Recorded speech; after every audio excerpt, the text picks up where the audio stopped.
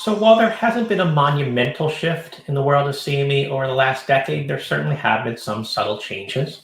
Online platforms have certainly become more sophisticated as the importance of active versus passive learning has taken hold. Educational activities are becoming shorter as the CME community has correctly realized that no one has the time or patience to passively sit through a 60 or 90-minute slide presentation on the latest and greatest in disease state X. There used to be quite a few providers who would simply set up a camera team to film a live symposium and then slap that up on their website as an accredited enduring activity.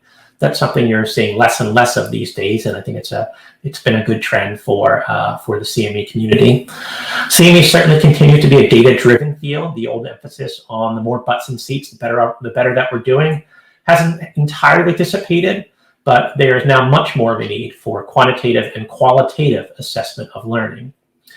So then what does all this mean for the medical writing community? Well, for starters, it means that there is more demand for our services. Fewer canned presentations and faculty-derived slide decks means more need for unique content.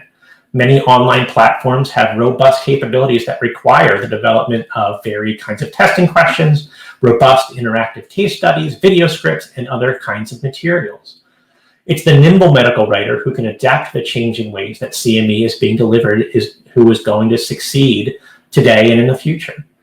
So then what does the near-term future look like in CME? Certainly some of the recent trends we've seen are likely to continue.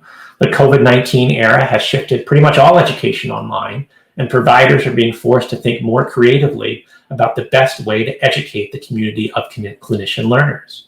More online education works in the favor of medical writers since it's much more difficult to lean on faculty to create robust materials for today's learning platforms than it may have been to have them put together a slide deck for a live presentation. Instead of expertise in specific therapeutic areas, there are some smart medical writers who are marketing their expertise working within specific online complex learning platforms.